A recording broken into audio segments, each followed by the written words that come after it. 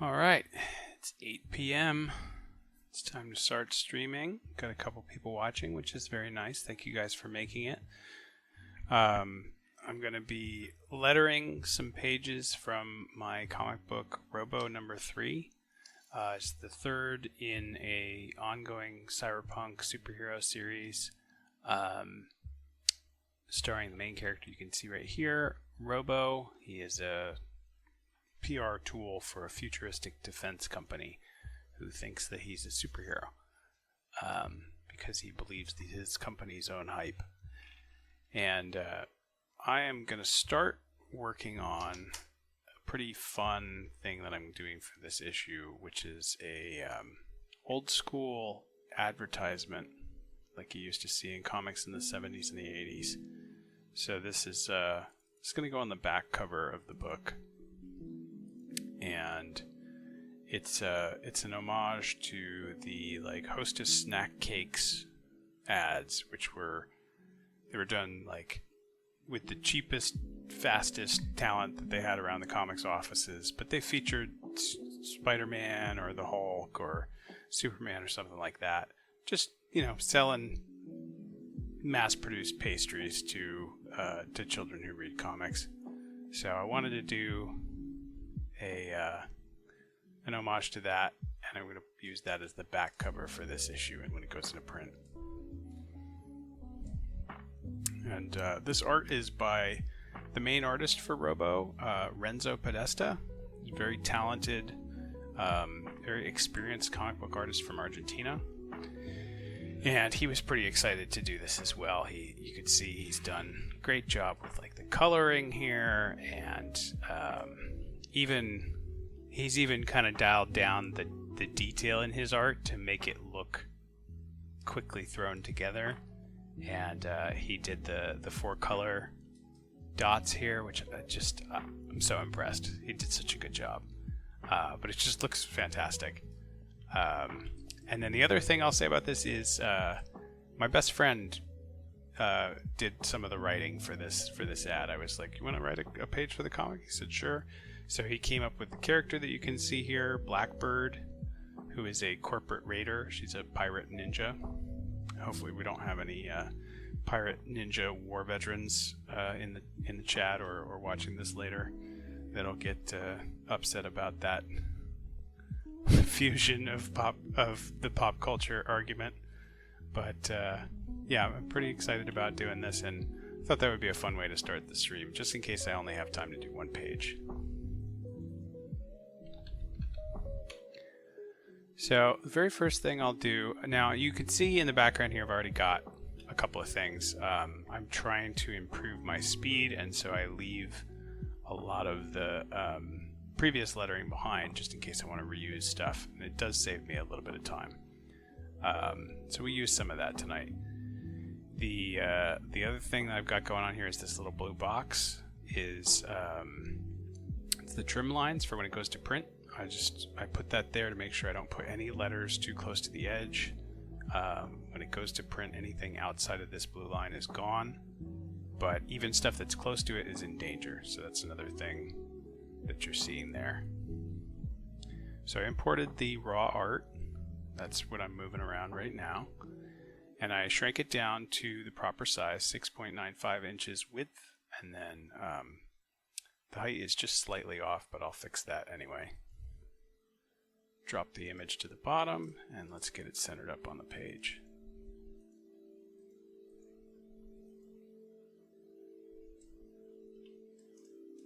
And we're in luck. With this page in particular, there's lots of space on the edge, so I don't have to do any shenanigans with moving the page around. Common question that I get sometimes from other creators when I'm doing this streaming is, what is the program that I'm using? This is Inkscape. It is a free open source vector graphics program. It's similar to Adobe Illustrator in that sense, but it's open source and completely free. I work in open source, so I love that, but I also love the price that it's free. Because Adobe Illustrator is quite expensive.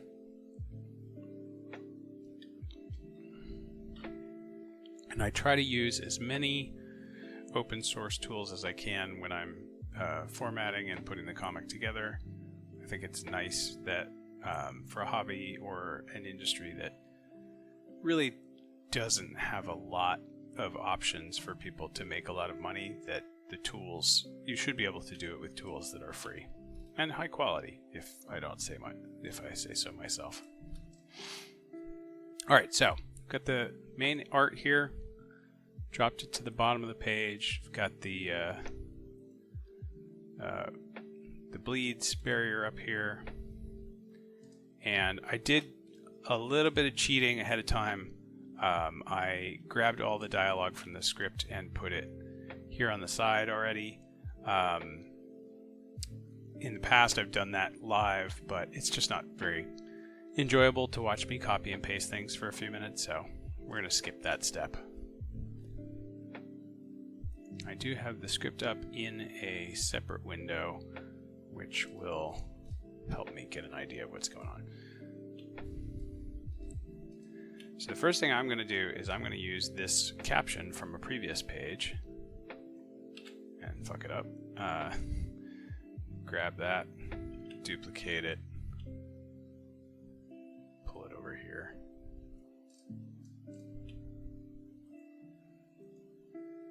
So for these caption boxes, I've got a little drop shadow there that I like to have, kind of sets it out from the art. And then the caption box itself, and of course the lettering.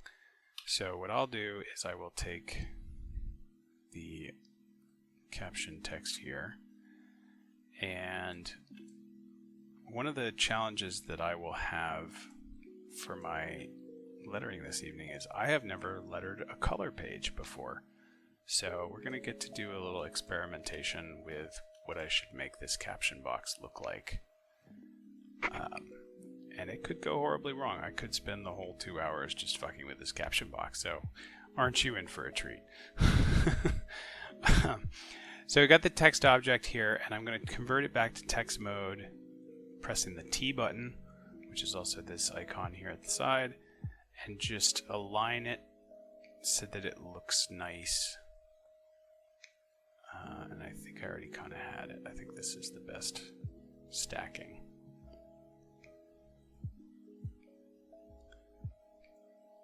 And bring that up to the top.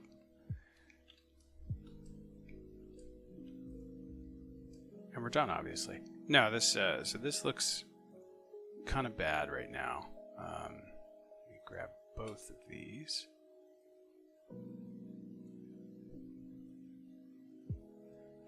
So when I'm lettering, I always try to give enough space on the edges that it's easy to read without taking up too much extra space or making it feel empty.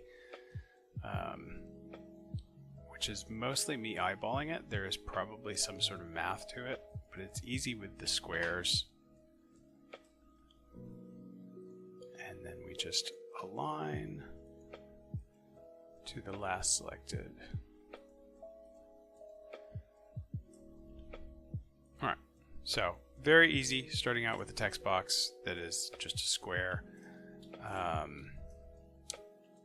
But now we have to place it, and let's see. I don't think that a caption should just hang in the middle. It should go in the bottom to make this look okay, but we have other dialogue to add, so we already have a conundrum. It won't look great here either.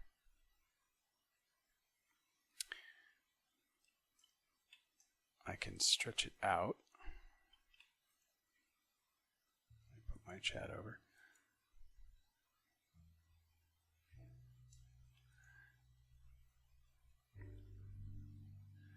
So let's see, if I made it shorter, I could maybe put it over the Sunburst logo, but I don't think that's going to work. I'm going to leave this here for now. I'm going to get the next bubble here.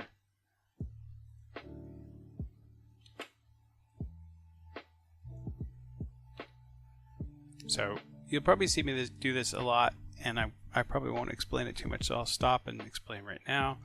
I've got these kind of standard bubbles right here at the top that I use a lot. I grab it, I hit Control D to duplicate it, and then I drag it over, and then I press page down to drop it below the object that it's over top of. So page up, page down. And that's just for anybody who's actually trying to understand what I'm doing with the program while this is happening, because it'll happen a lot, so I won't stop and explain it every time.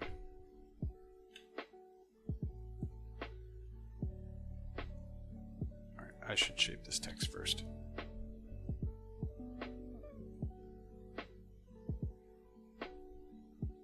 Alright, so the word presentation here is not going to get any smaller, and it is the last word, which means it's going to make the bubble look awkward if I try to do it this way. I may end up back here, but I'm going to see if I can go up to 3 lines. And I think that's right where I started, but I think it is the best option.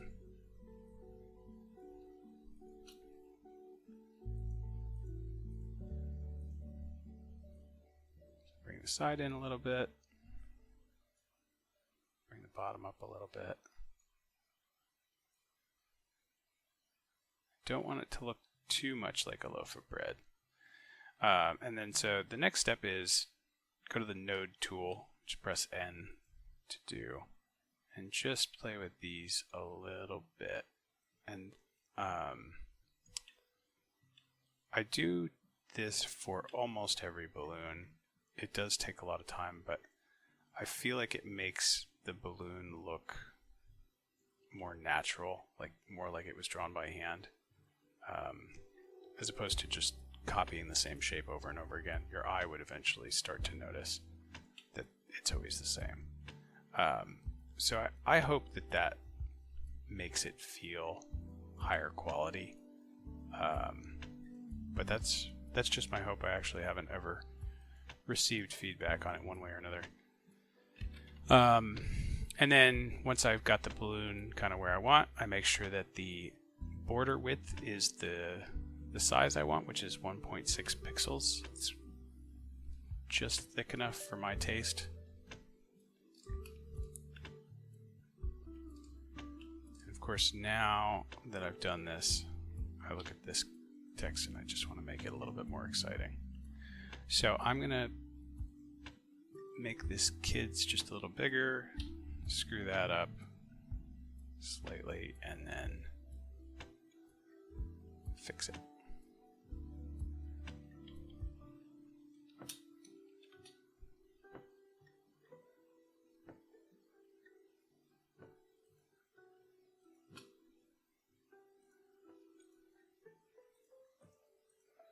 Okay.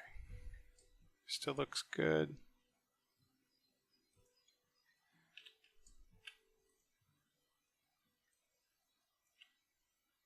There. Pretty happy with that. So grab both of these, and let's go back over here.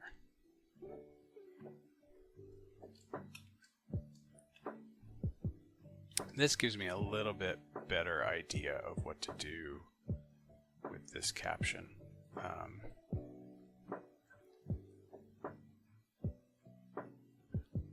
don't know if that's the best spot for it. So I'm also going to add the tail.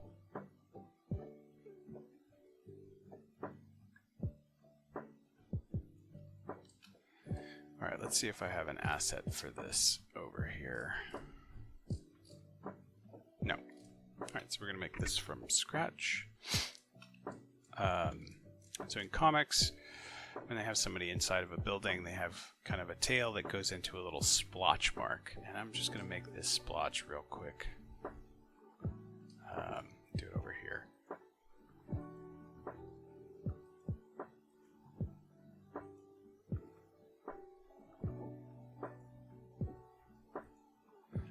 So just make a shape and then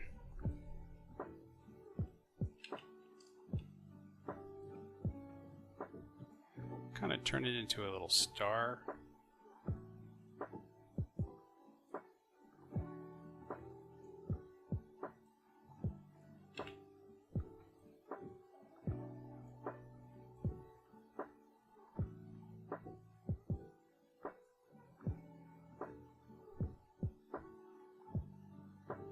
This is not quite.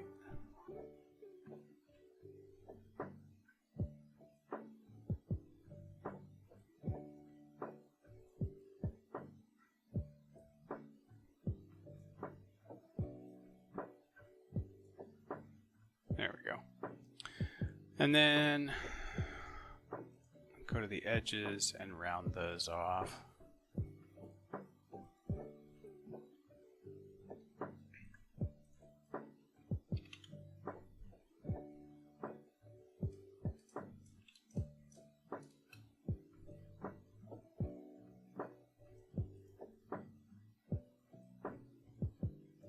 There. That's pretty good. So then you take a triangle, and I don't like that already. I'm gonna have to fix this. So yeah, you've probably seen this if you read a lot of comics, the little splotch mark to indicate that the character is inside. I like doing that, but you gotta make sure that it looks proper.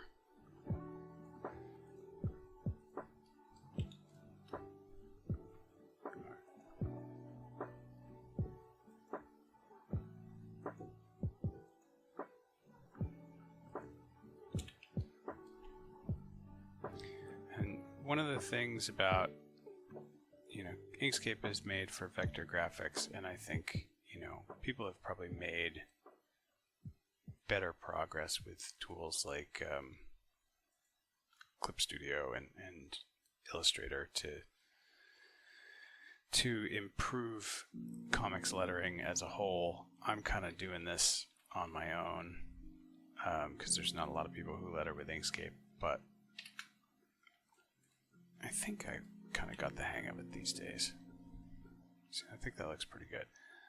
Now, I'm going to move this caption at some point here, but first, I'm going to take this shape. I'm going to match that newsprint. And that's not quite the color I want, so I'm going to make it a little bit more white.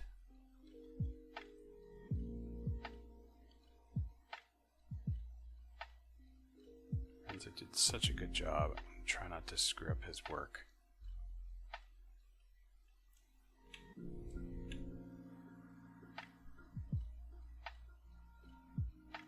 There, I kind of like that. That looks pretty good. I'm going to show him this and he's going to say, you screwed up my colors. Alright, and then I copy that and save this because I'm going to use that trick a lot for that color there. Okay.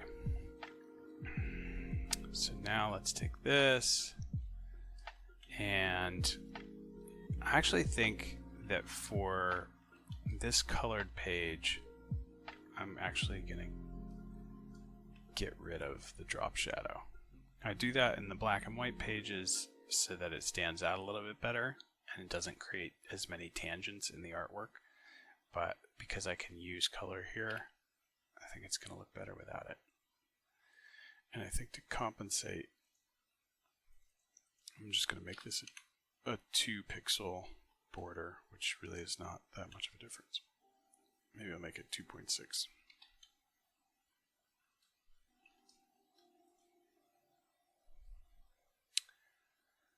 Okay, and then change my mind already. It's too close to the panel border size. Okay.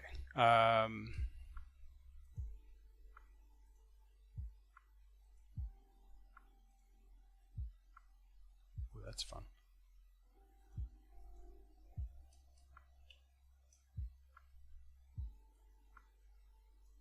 It's still not right in the right spot.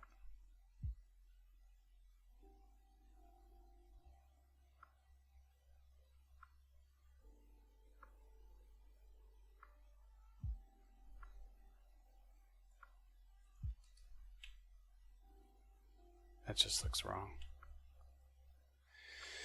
As you can tell if you haven't been Freddy, I am using a program called Inkscape. It is an open source vector graphics tool similar to Adobe Illustrator. I don't know if you're being funny or if you're just late to the party.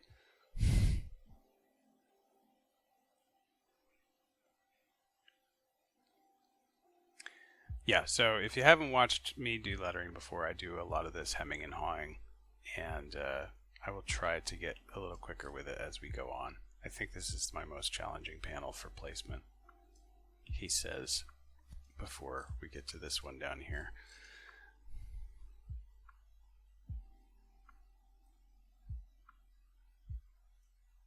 Alright, let's stick with that right now. We'll come back to it. I think I would like to make this a little bit more yellow for captions, though.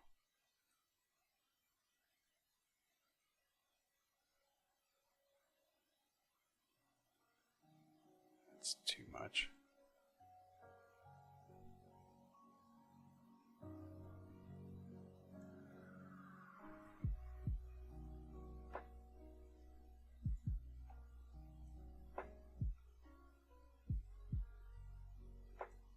There we go. That looks pretty faded, but true to kind of old school comics, like Marvel in the 80s newsprint. Got that like yellowed yellow.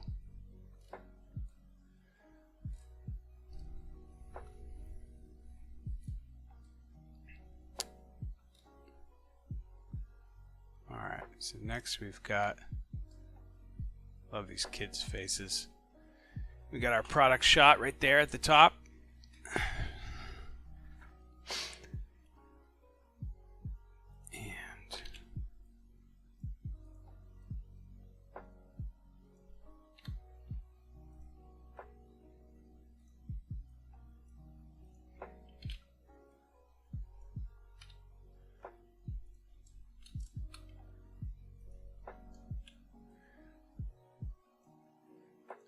It's kind of interesting how difficult it is to write like realistic things that kids might say in a commercial. Like you wouldn't think it would be something that you would have to think about, but you're like, okay, I gotta make sure that I gotta make sure that they hit the product, but that they don't sound like they're not kids. And I'm kind of embarrassed, like how long I went over some of these lines to make sure that they sounded like whiny kids.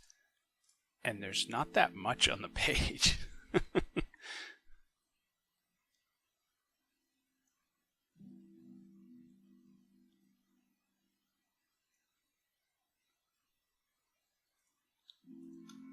right, let's get that centered up.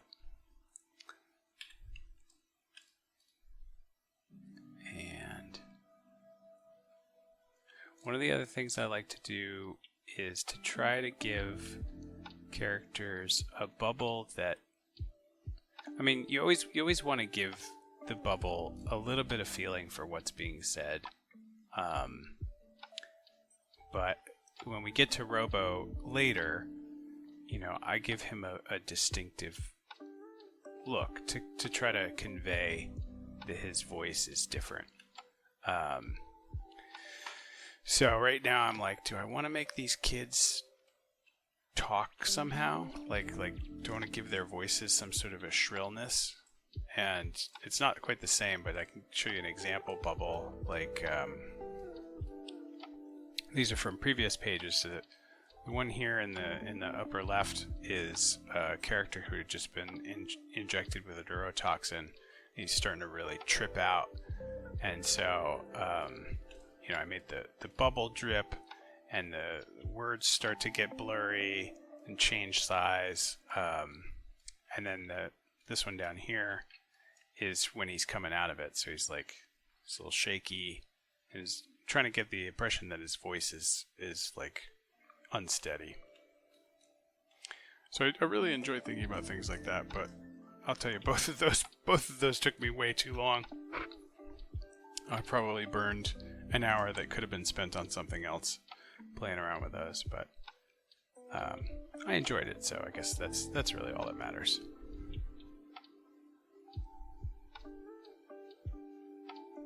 Alright, so for the first mention of the product, I should probably give this a little pizzazz.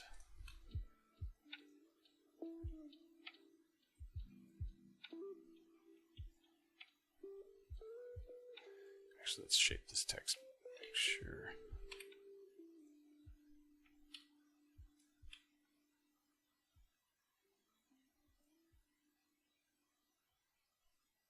I think that's going to be better.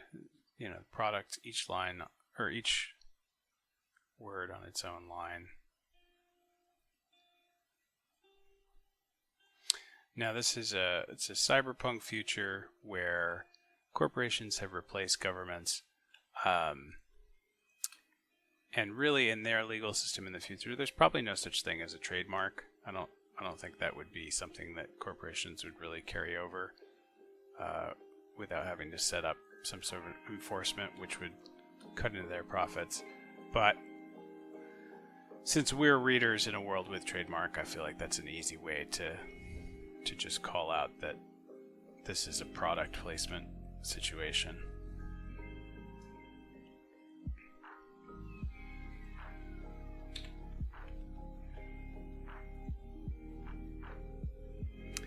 And I'm going to try to make this one a little bit more circular. Might even give it a little bit more space to kind of give it that the old as seen on TV like product patch kind of thing that you would see on like a box or something, just to make it stand out for being a little bit more geometric, a little bit less like organic as the rest of them, which I think is also kind of funny because it's a food product, so it's less organic, it's a little bit more pre-packaged or pre-processed. So I'm actually gonna stretch this just slightly down, give it more space.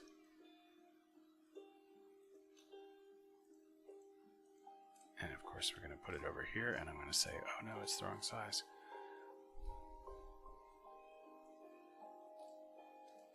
Oh, right, I was gonna do a little extra on this one. Alright, so the trick I'm going to do here is I'm going to do a bigger outline on a duplicate bubble. So I'm going to change this to like a bright red. Oops, wrong.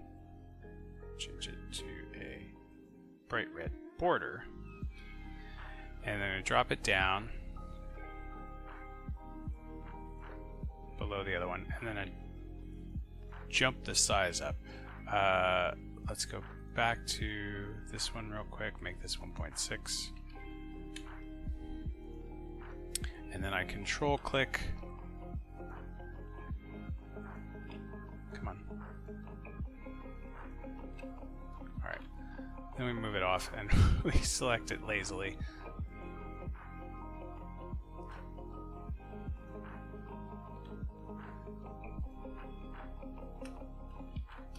Alright, so then we go back here and let's make it like a 4.6.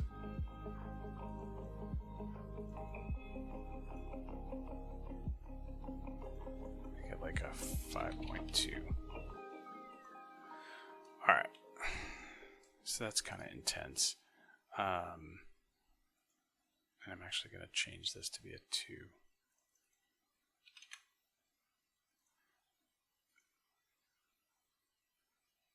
Alright, and change the color. Alright, so let's go back to the reds and try to give it that washed out look.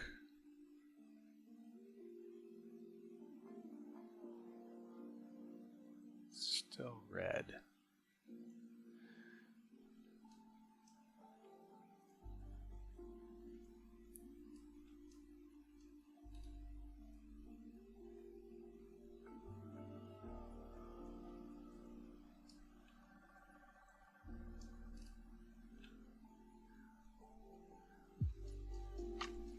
this needs to be massaged. It's too wide. I swear I don't make this mistake every single time.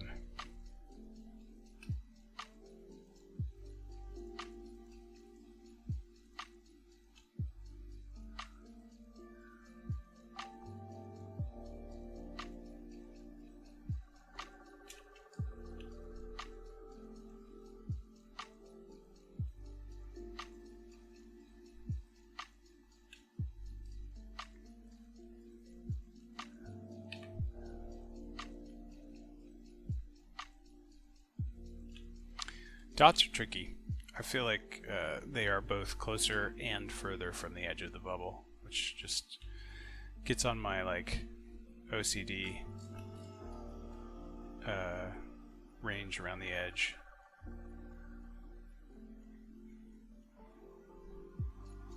Okay, so I've got a problem here. This needs to be above. Like it needs to have a top that's above the other bubble. But I don't want to cover any of these like emotion lines that he's put in here. I think this is the right placement. I might bring this down just a touch.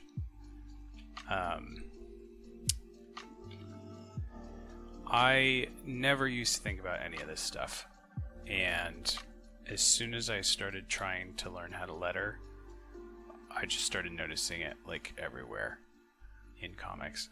So congratulations to anybody who watches this and then starts noticing lettering mistakes.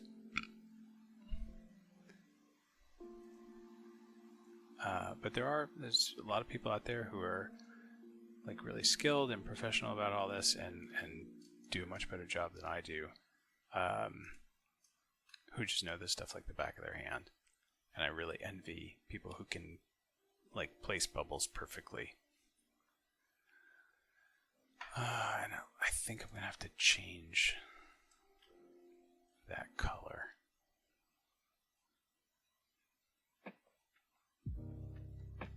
Let's see, is it the same?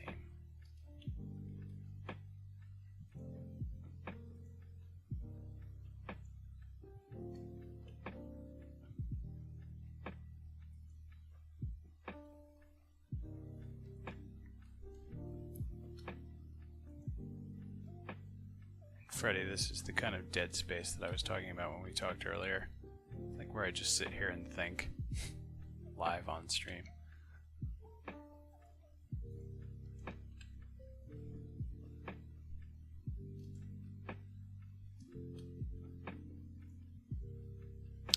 Okay, so I think these are in the right spot.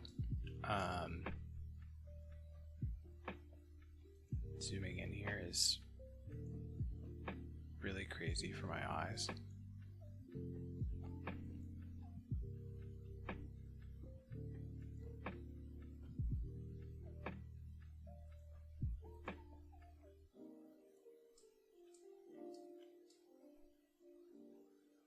Oh man, that's gonna give me a headache. Apologies to anybody else who is getting a headache looking at it. Alright, this is too wide.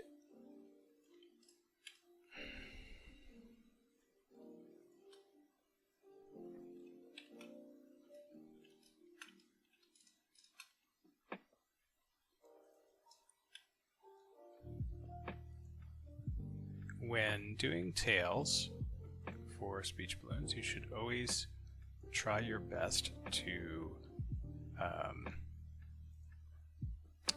point the tail directly at the mouth of the character who's speaking.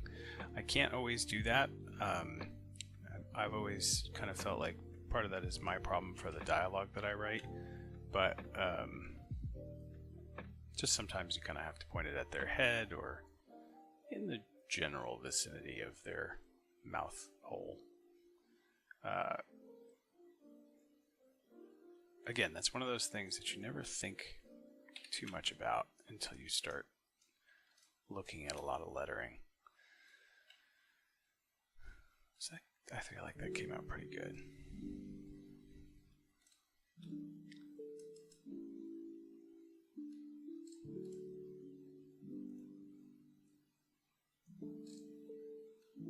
Alright, so where do I want to put this text? I think I don't want to run into the same problem with the caption above. I might cover her shoulder a little and put it kind of right there. I am going to make this 2 lines.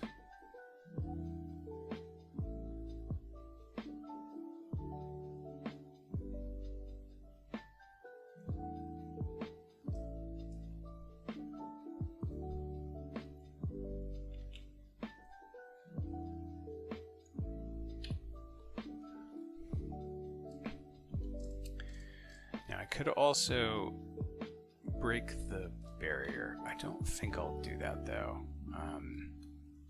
Again, I told Renzo when he was doing this, like, do it as quickly as possible, make it look like, you know, somebody in the office got told to do it on a Friday and they just wanted to go home. Which of course he did with quality, which I can't imagine how, but he did a great job and he made it look quick and dirty. So I should probably not spend a huge amount of time and like ruin the whole spirit of it by doing like over the top great lettering.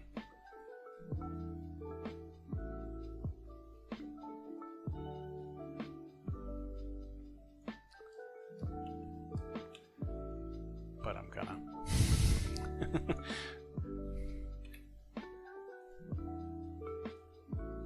Let's move that in just a little, give myself some more space. Alright, so we're gonna use an old lettering trick. The eye does not perceive when the width between the characters is alright, so this is 0.0. That's not right. Okay, so we need to go down 4, 5, 6.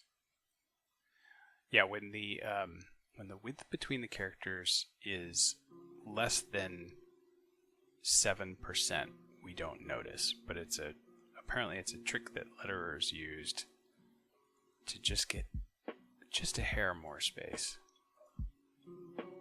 So I think that's going to work here. And then I can just drag it in a little bit closer.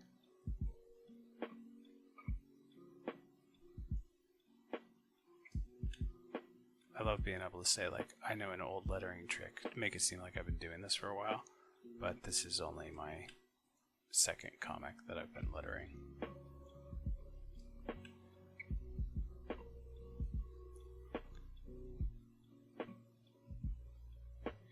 I will just nestle this right up in the corner here.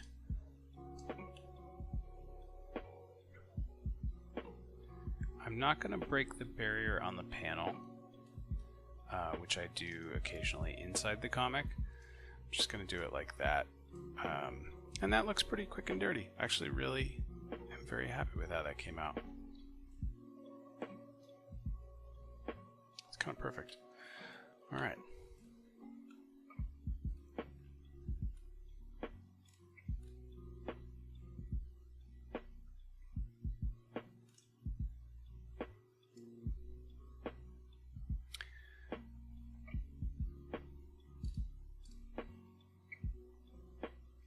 Alright, now this is a problem that I may have created for myself. There are 3 lines of dialogue here, and they are not going to fit. So, one of the benefits that I get... Alright, so these are the things that I thought could fit in here. And that's just not going to happen. So I think we're just going to get rid of this line of dialogue here. So that's right. And I'm here to steal the secret of Sunburst Tasty Treats is just going out the window, and I will leave the text and maybe combine it with this next line from the next panel. A benefit that I get from being both the writer and the letterer is I can make changes like that and determine pretty quickly and easily, like, this is not important to the plot, this can be cut, or I really wrote myself into a corner here and the art doesn't look right, so I don't have to go back and forth like I would if I was lettering somebody else's project, which is a benefit for me because I'm still getting used to all this stuff. But in the meantime, let's make an effect. This is one of my favorite parts about lettering, is making these fun little effects. And let's do this. Yeah, this is actually like perfect font for this.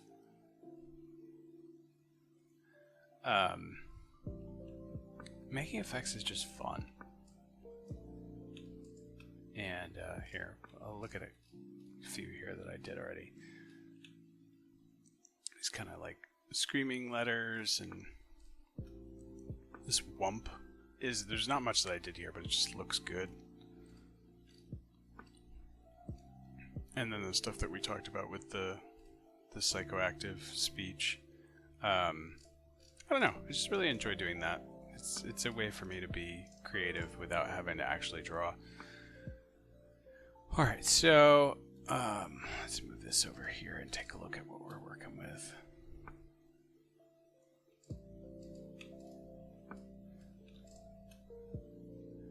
I'm going to make these letters a bit bigger.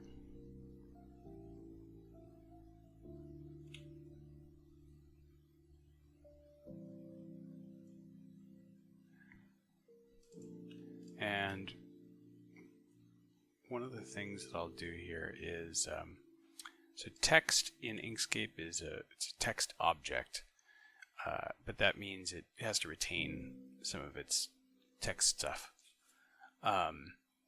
So I am going to instead convert these into regular objects, which is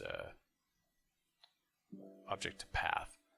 And then you ungroup each one like that. So now you can just kind of like move these all around. And what that lets me do is go turn this a little bit, grab that one, move it down.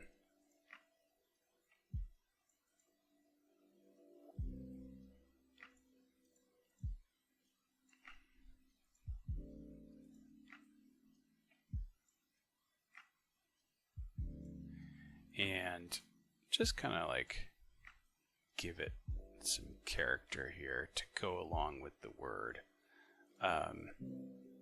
Oops. Oh, don't want to do that.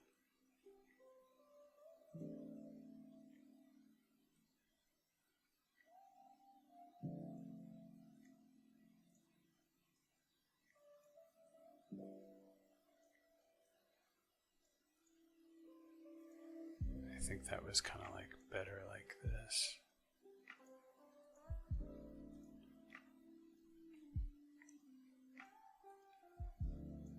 And then I also kind of like to change a little bit of the sizes here.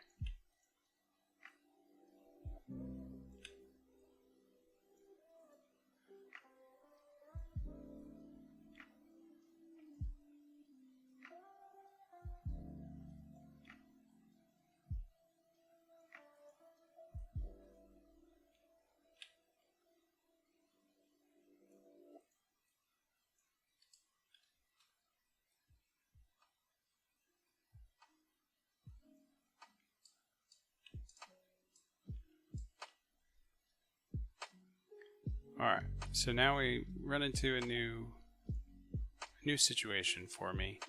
How to make this effect look good over this colored, beautiful background. So let's see, I can try with a white and black border, see if that'll look any good. And that looks instantly bad because we need to change the border type.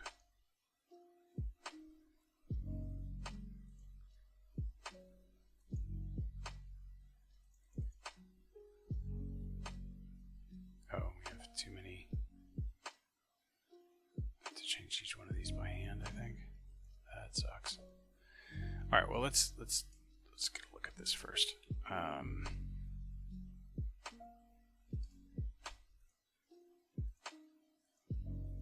that color is not correct.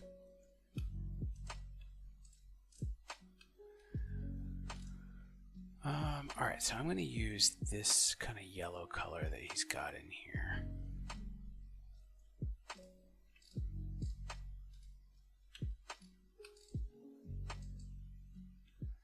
Let's try this yellow color. Nope, not bright enough. Maybe this red. Too bright. Yeah, we're going to fuck with this for a little bit.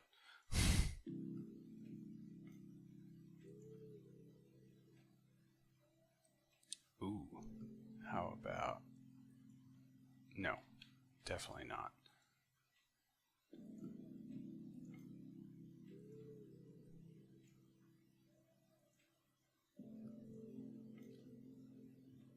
Okay, we'll go back to black there.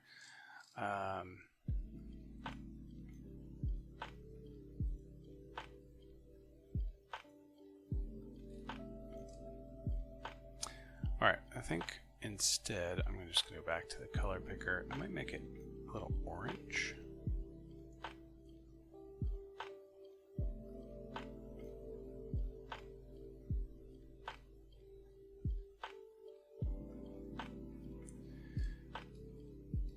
Here we go, folks. This is the... I thought there was totally orange here, and it's Renzo's excellent 4-color work tricking my eye.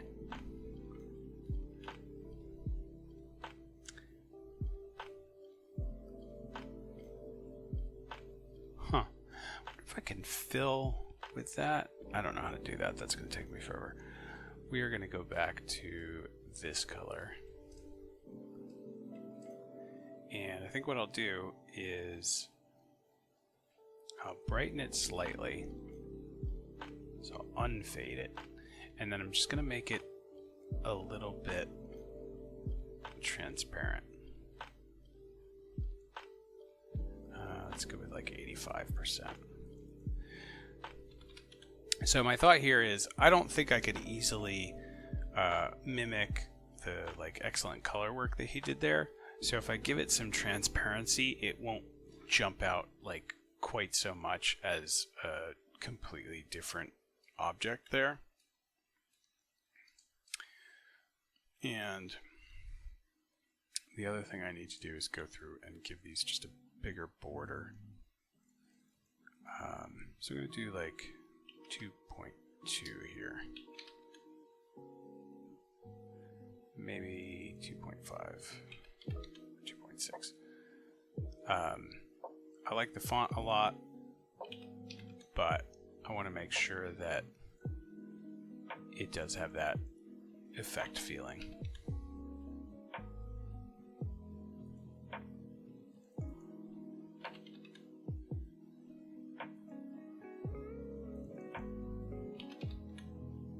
I'm sure there's a way to do these together. I don't know it.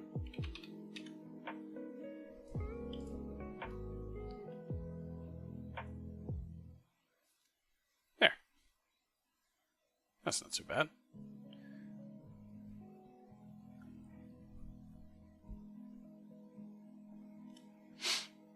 All right, so let's fit these kids in here.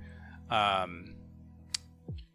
make this fit, I'm going to go down from 9 to 8 because they're in the background.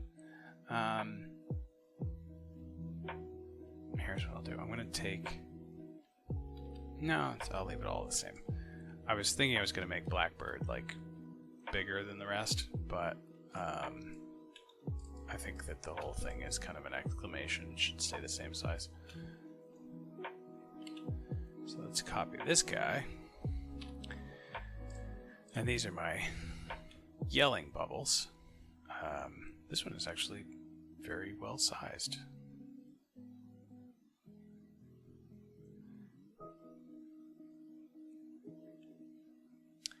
One of the things I've noticed since I've become much more attuned to lettering is that each letterer does yelling slightly differently, and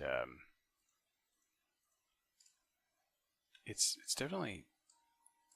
probably the area where I could improve the most, is learning how to do the like standard but non-standard bubbles. Like making a special one for a special occasion is one thing, but I'll use a yelling bubble a couple different times throughout the comic, and I don't know, it's not my strongest suit yet. I still like doing them, but I feel like there's room for improvement there. And we are just going to break the border here. Got the character's introduction. I won't leave it pure white, but I'm actually thinking I'm going to make it brighter than the rest. So let's do this and then edit that color. Not start by filming. All right.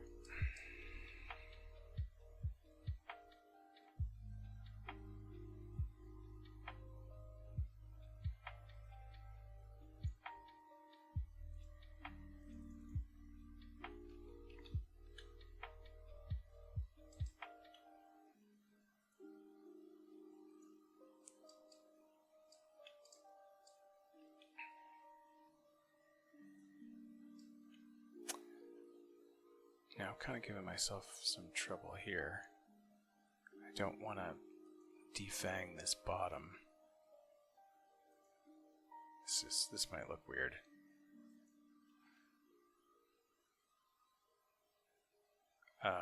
So I don't want to just drag these two bottom points down and make those the character's speech. So I'm going to try doing it off to the side and see if it looks okay. I think it's going to end up sucking though, and I'm going to have to think of something else to do. The option is I could flip the whole bubble and try to make it work that way, and I'm just going to try that real quick. That might be the play.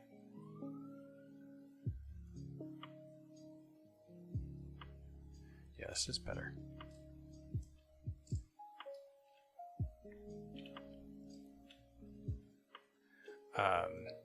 Some people like to do a straight line on their balloon tails. I prefer to have a curve for any like person. So even when it's a very short one, I try to add a curve, just a subtle one. Oh, now that looks like that looks like Scarlet Witch's helmet there or something like that. Just the whole bubble itself. I'm just gonna grab that for the future. Arr. It's like put a little face behind there. Okay. So I think that came out okay. It's not super jarring. Oh no, I see a tangent though. Okay, so we're going to take this and move it just slightly. And now I feel weird about this spot. So let's pull this in just a little bit. Oh god, no. There.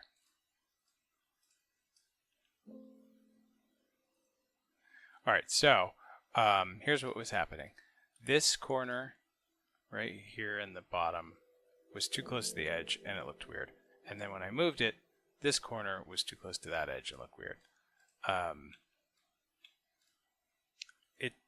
It feels trivial to me until I get in the zone and I start looking at these things, and then I just obsess over it. So if you're wondering what's going on with this guy, that's what's happening. But I think that when it gets to print and you can see these details much more easily with your eye, it stands out more, and so it's worth doing. On the computer, and especially shrunk down, and you guys are watching on a screen, so it's even more shrunk down, like it doesn't look as important. But when I get the copies in print, I always notice, especially like just weird little lettering things or weird little like non-sharpened edges of balloon tails and stuff like that. It just is so much more visible in print. Alright, so the line is, at last, I can't wait to taste their fruity, nourishing filling. Do I want to take anything from the other line and add it to this dialogue? I think we've already established that Blackbird is here to steal the Sunburst Tasty Treats. And I don't think it's that important. Goodbye. Alright.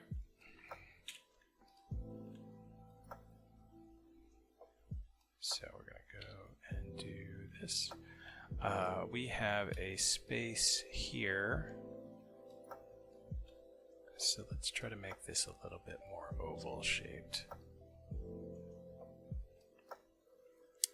And I'm going to italicize nourishing here.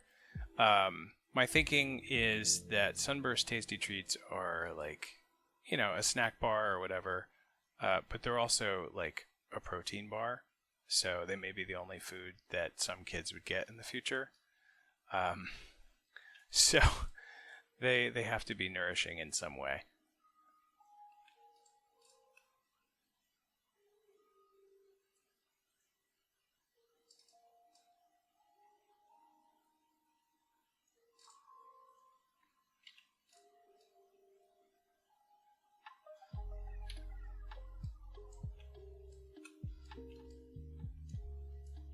And I may end up doing a flat top on this bubble. Let's see how close we can get. So I talked about it briefly earlier. Breaking the panel border is what I usually do, which would be like leaving the bubble open to the empty gutters on the panels.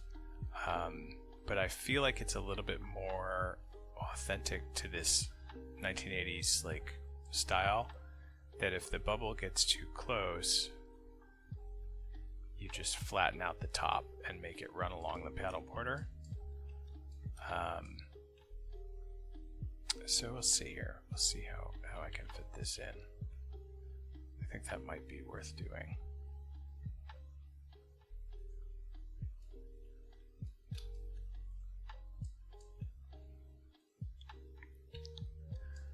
And to do that, I'm going to have to drag this down.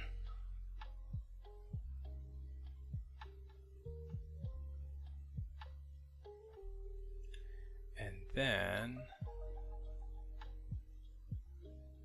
really pump these sides up.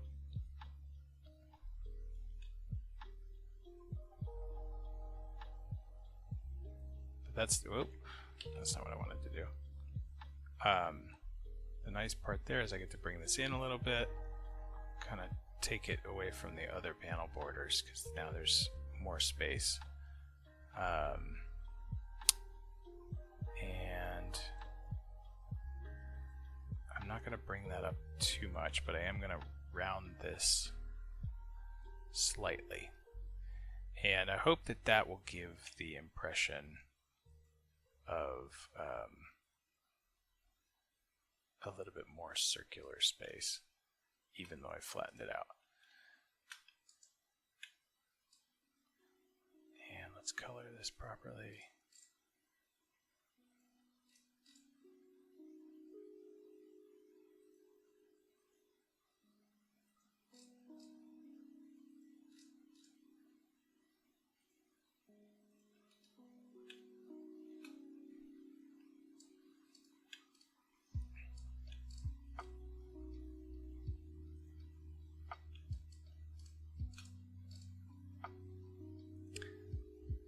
This is a reminder for people who are worried that a mask makes them seem somehow less badass. I mean, pirates and ninjas both wear masks.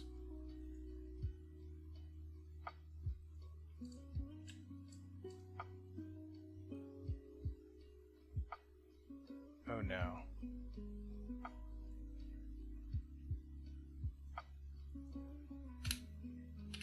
Let's try that again.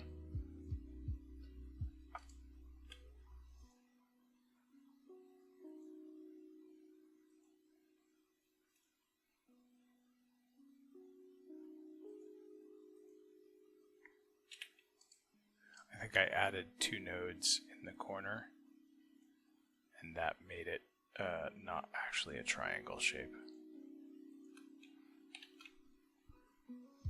I like that. Came out nicely. Alright, let's take a quick break and see what we got over here. All the way on or all the way off, never on the edge. Interesting. You're talking about the panel borders, I'm assuming. And I've done exactly the wrong thing there.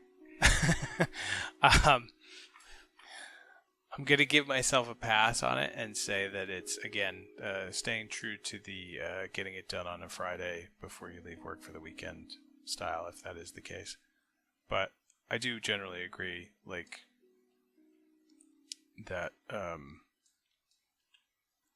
this type of panel butt for a voice bubble looks less professional than when you just break the panel wall.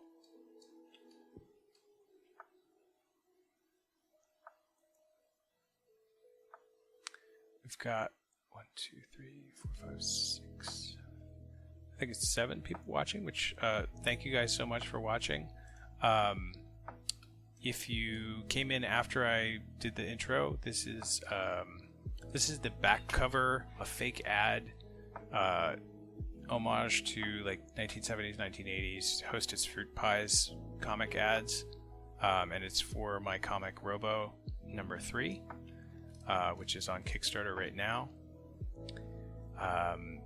It is a cyberpunk superhero series that talks about,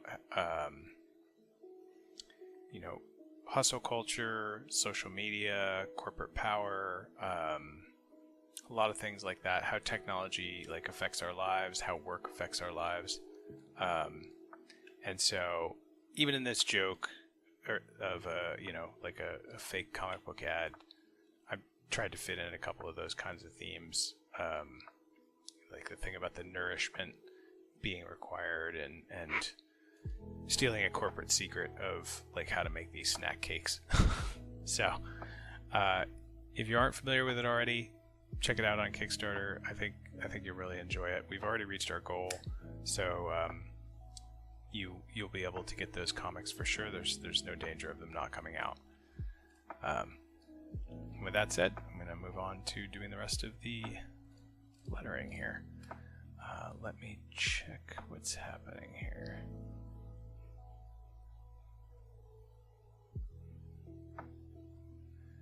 Okay, so the next panel.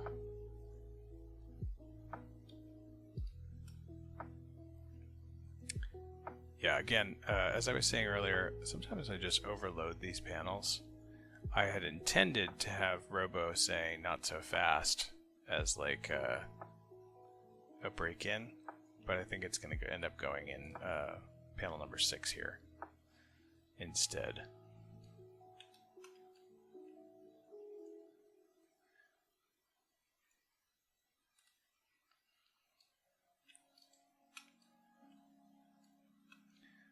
Alright, so for Robo's dialogue, I talked about this a little bit earlier. I do a rounded edge circle, or rounded edge square rather,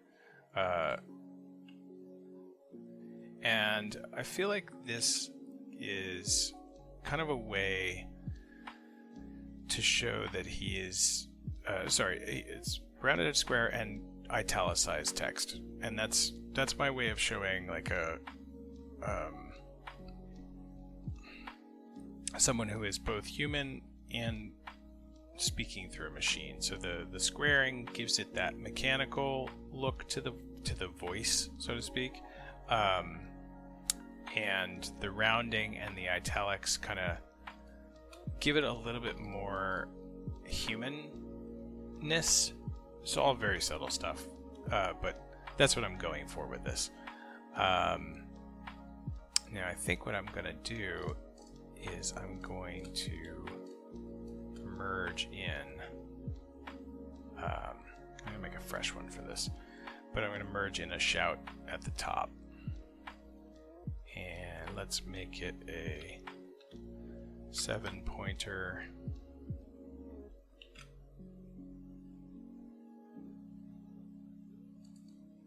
Alright, so to do this properly,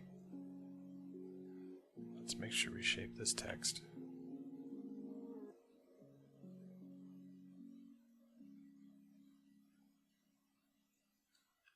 And how much vertical space do we have? Not much. Okay, so we're going to go back to a wider text shape here.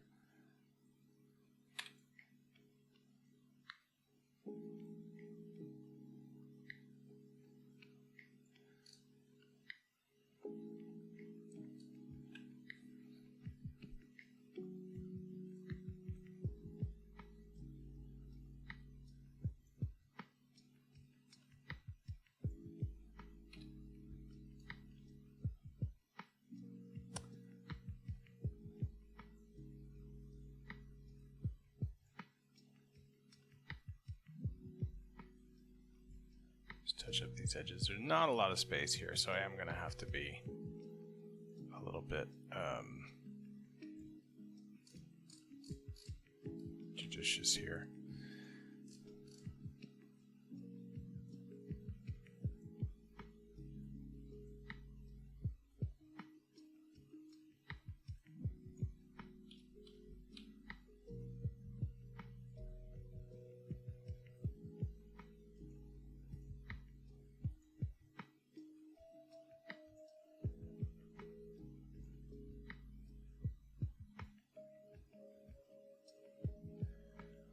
All right. Let me shape this.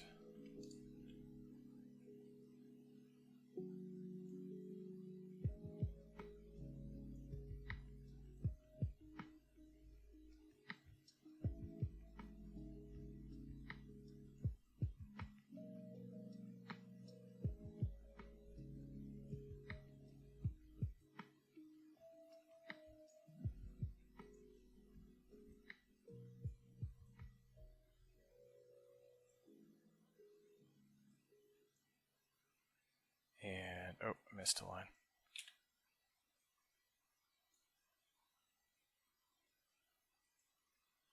So what I'm going to do here is combine these two like that. That'll be the end result.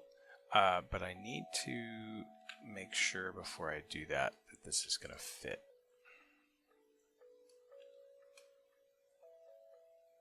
Because I may need to... Oh god, it's totally not going to fit. Alright,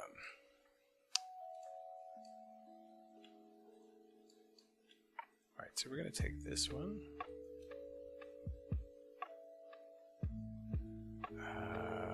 What would I rather have showing? I think I'd rather have the action line showing.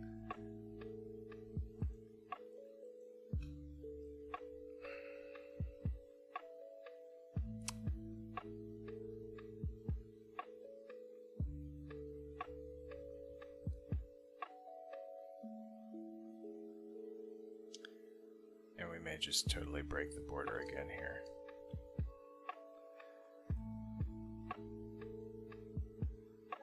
So I do that. Let's see how this looks.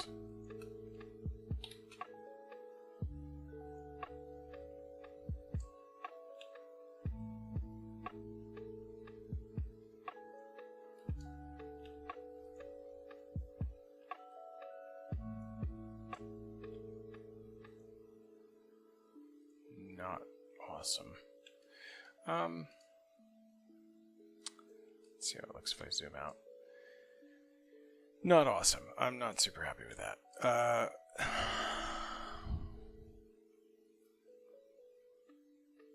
So, we're going to change some dialogue here.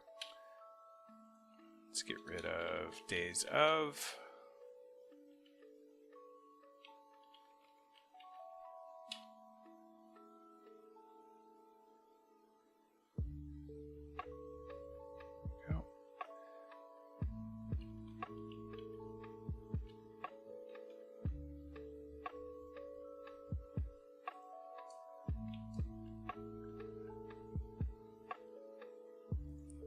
Actually, I think what I'm going to do is move some of these points a little bit. So the hope that I can have here is to make this a little sharper while also reducing its size a little bit. And not fuck it up.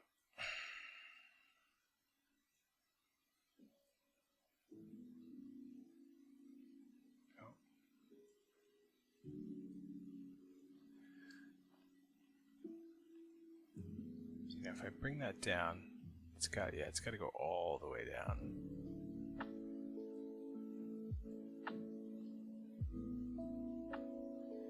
And now I have made a big mess.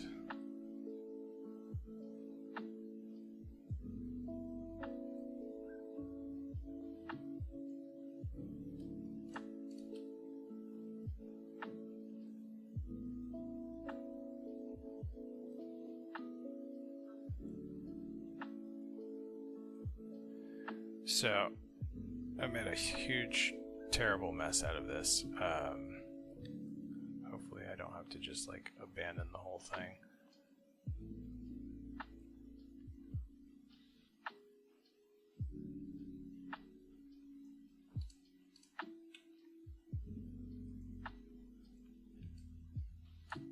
That looks terrible. All right.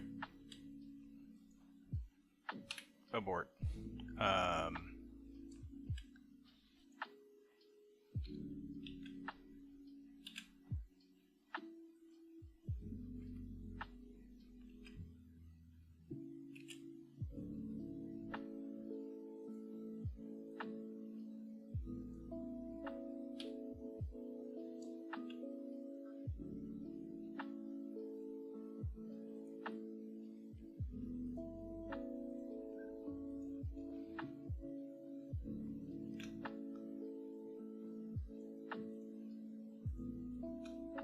So ultimately I decided it wasn't worth having the shouting for screwing up the artwork. The artwork looks much better than the lettering, and this I think is going to it's going to be better.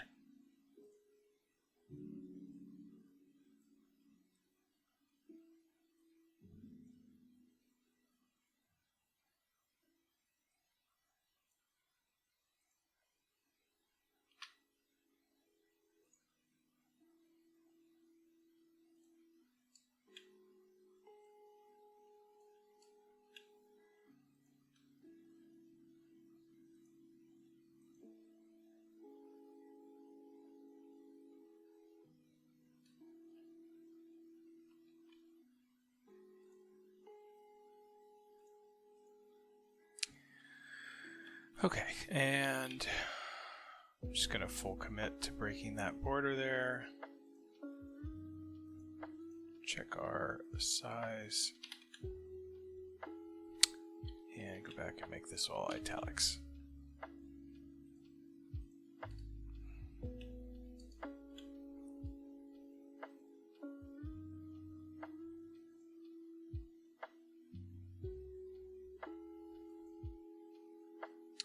So like I said before, I like to have everybody curved with their balloon tails.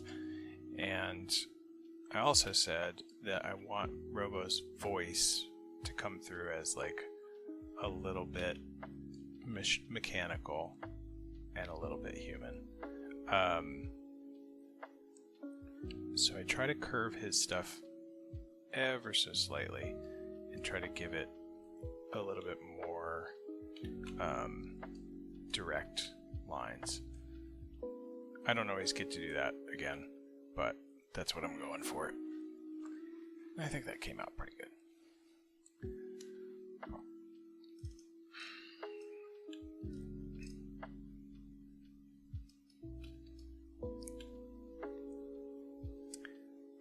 Alright, so the next panel we have a POW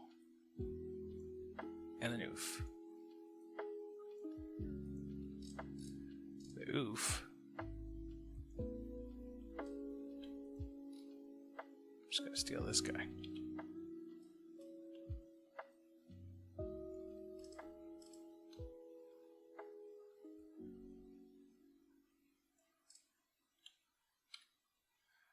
So I just happen to have something similar to that from a previous page, and let's see if I can make this look good without having to do too much.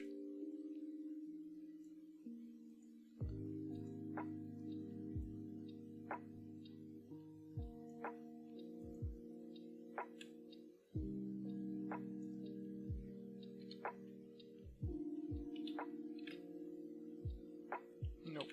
Let's make it italic.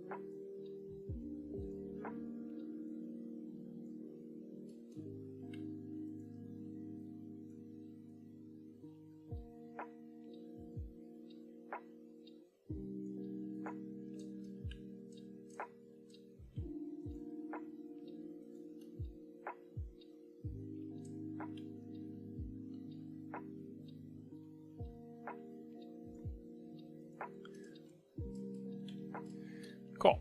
That actually worked out really well. And match this color up again. Alright, so now let's work on this POW. Let's make it bigger. Let's just make it big enough to work on without having to get super...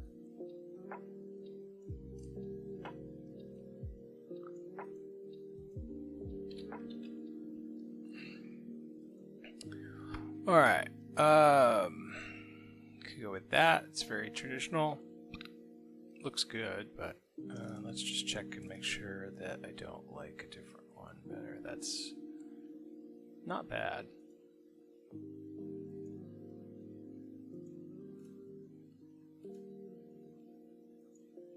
Oh, there's the font I was looking for the other day.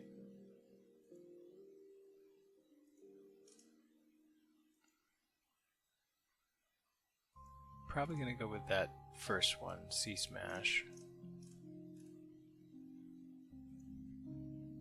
That's a little too structured. As I said before, I really like doing the effects, and one of the things is like the font has such a feeling to it, and you can mess around with the edges, and especially the less complex ones, you can kind of like exaggerate the letters. That's not it. Where was it? C Smash. But yeah, just I kind of get into some of the care that people put into these fonts to make them so expressive.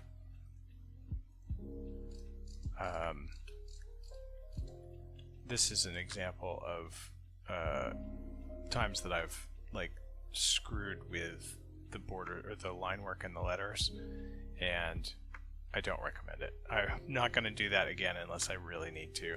It was a lot of work, and it's very easy to screw up.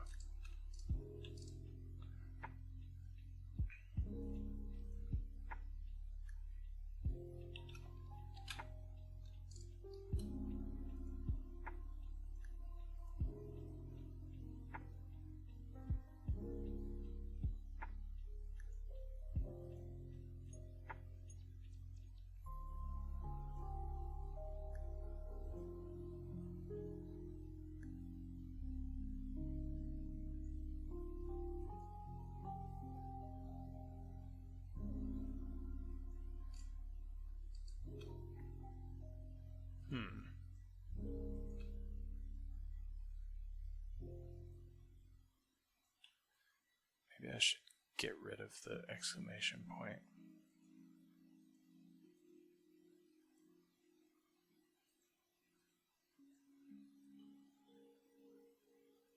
Yeah, I think this is going to be better here.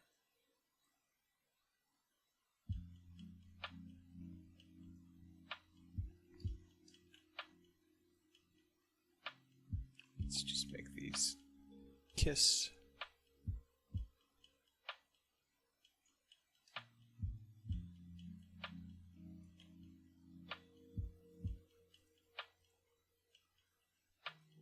Gently. All right, so now we go back to color.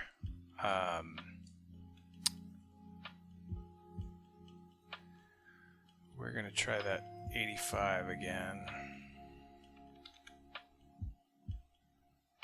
And I actually think that this one might do well in the red. It does look pretty good. Although, now I kind of want them separate again.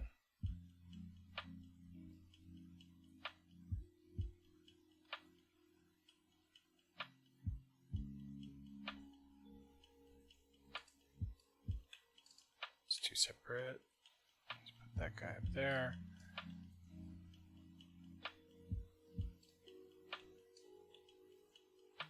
I ran into this in Robo number 2.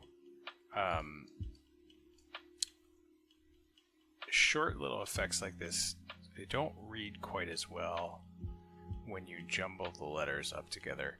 I didn't want to write the word smash. It felt wrong, but I couldn't think of another word. And so I jumbled all the letters up, and it kind of just wasn't super readable. I never came up with a better way to do it, but so I try to keep it together as much as I can. I'm not sure if this is working.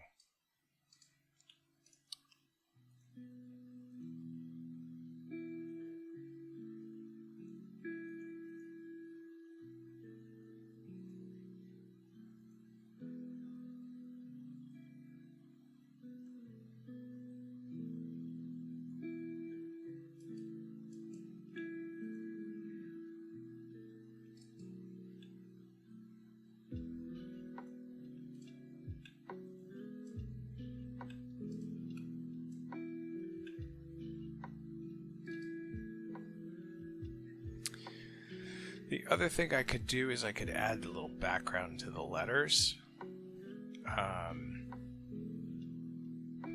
But I'm going to leave it for now and I'll come back to it.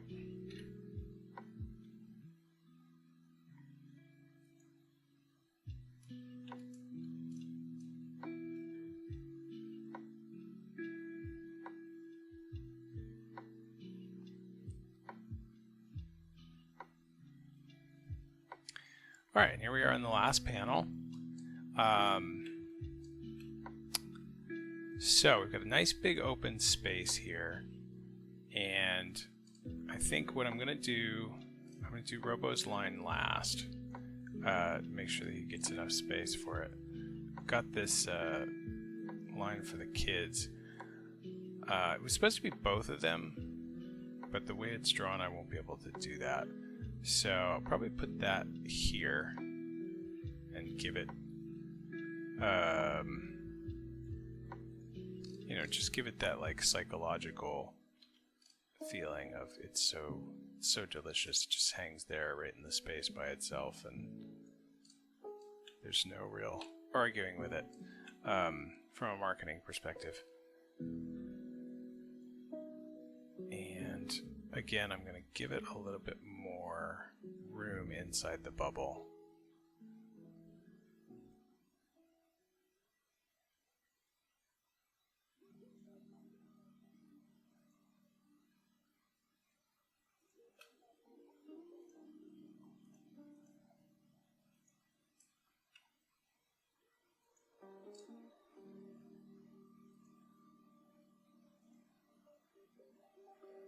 Does not look right there, so I'm going to have to go back up to this one.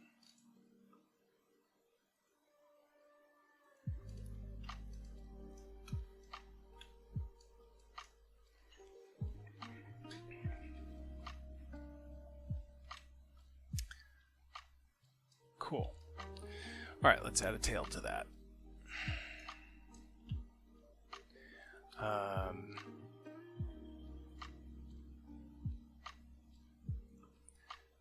So earlier I said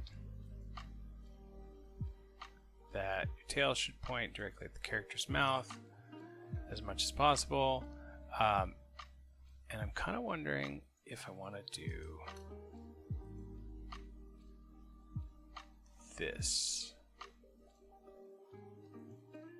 And I don't know if this is going to look right.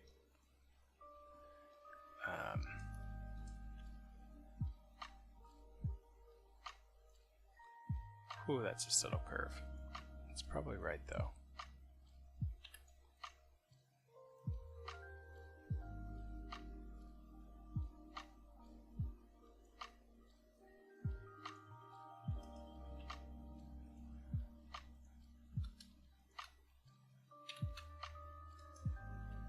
Nope, that's not right. Get out of there.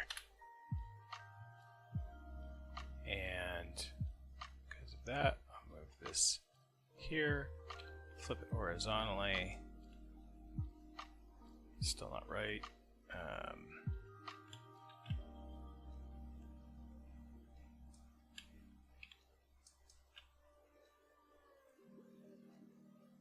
And we're just going to start over on this one.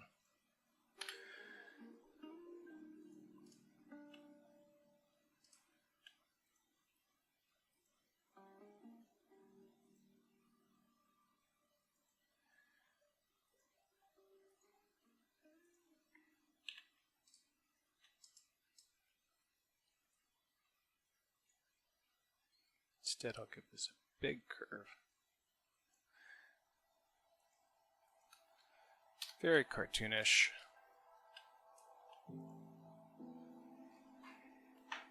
Cool. All right, so my thinking for this last bubble is I kind of want the last line to be big. I may split this into two.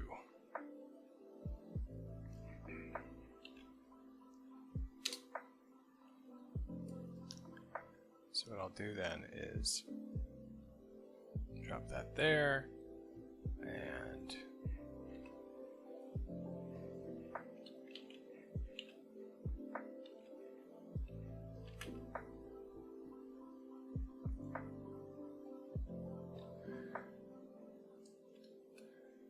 for this one, I kind of want it to be extra wide.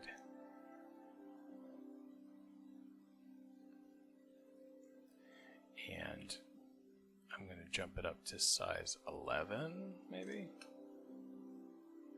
All right, so throwing out some comic lettering stuff here.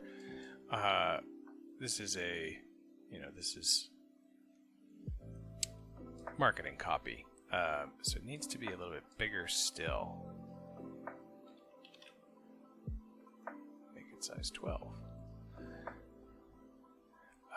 Yeah, so my thinking is, the marketing people who paid for this want that Buy Sunburst Tasty Treats to be front and center. I want it to be the thing that jumps off the page. So what I will do here is I'm going to make a double.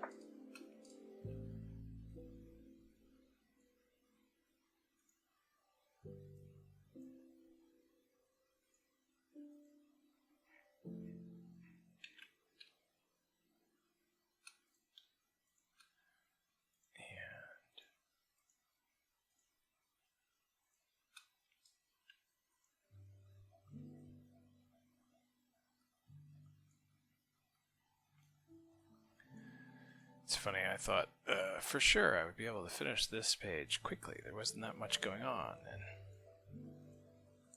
I'm not unhappy with what I've been doing, but it certainly does take me some time when I'm not warmed up.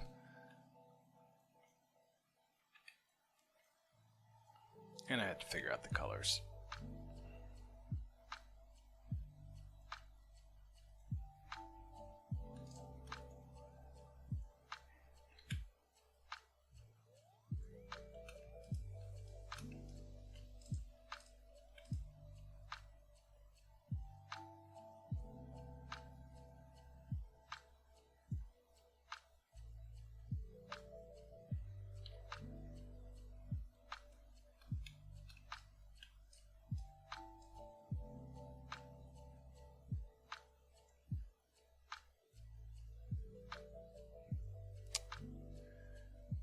It's actually almost perfect as it is.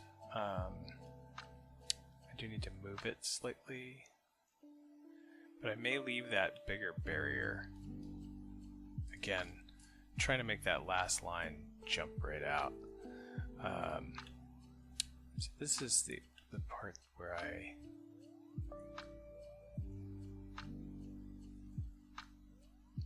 have a little bit of trouble doing these. These little bridges between bubbles. It's always tricky to me whether or not I want to make them like what thickness, and again the curving just slightly. Oh, now this is alright. So I am going to change this slightly to be like 2.2.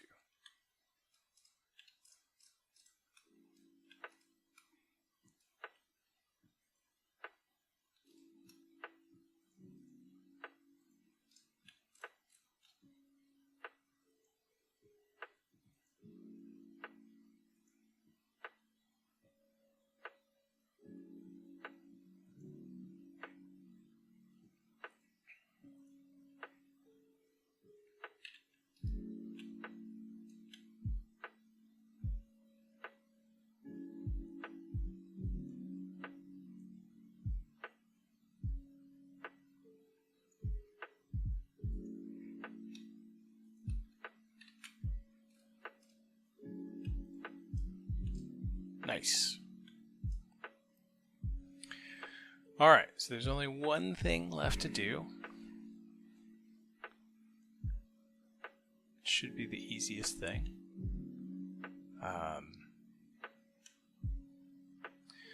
All of the comics in the 80s that had these sorts of things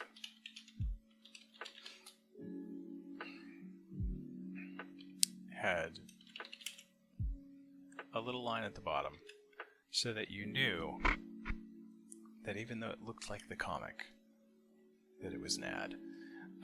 Now, when I was a kid, I used to see that little advertisement notice, and it helped me kind of understand that I was not supposed to read it along with the rest of the story. So I do feel like it's worth having on there. This will be on the back cover. It's a little bit different, and really I'm putting it just to make it feel more authentic. But I've got to find the right font, because it was always a completely out of place font too, like just like a straight up Times New Roman maybe.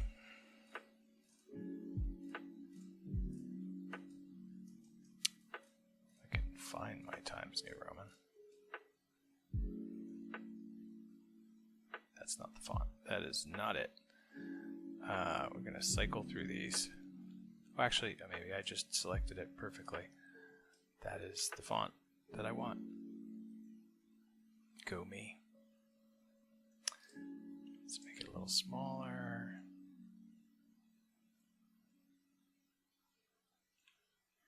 And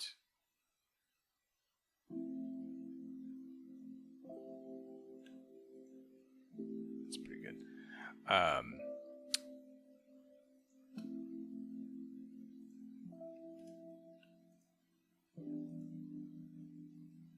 It's still a little too big.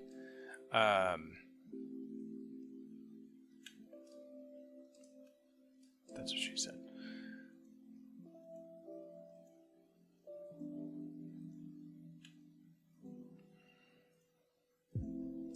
Yeah. Bring it down just a hair.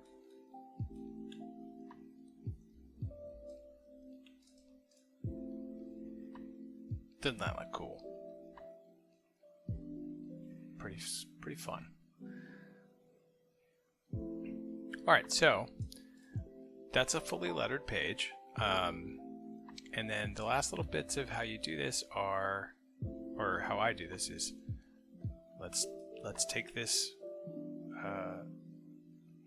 box off, and then make sure I'm exporting the page.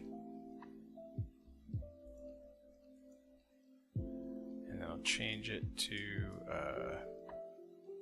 proper naming convention for me here. Cover 04, so the fourth page on the cover sheet, which is the back cover, and export the image to PNG. And that is the fake advertisement for the back of Robo 3. So I don't have time to do another whole page, so I will probably end the stream here. Thank you everyone for watching. Thanks for interacting in the chat, for showing up. I hope you've enjoyed this. I hope you found it cool.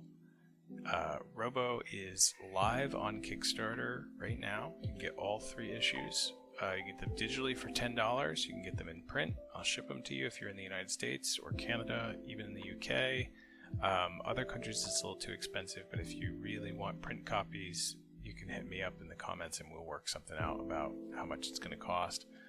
I hope you check it out. I really enjoy making comics. I like doing the lettering. I like doing the writing. I like interacting with the community. And I like that it's something that I can do, that it is accessible, and that I can tell a story and self-publish it and get it out to you guys through Kickstarter or through social media. So really appreciate you being here. I hope you enjoyed what you saw. And hit me up on social media, Moosecat Comics on Instagram, Twitter, here on Twitch. My website, moosecatcomics.com, needs an update, but it's there. And you can email me, jkeppler@moosecatcomics.com, if you really want to go old school. But check it out. There's some cool rewards, including this picture of Robo here in the center as a sticker. And thank you again. Good night.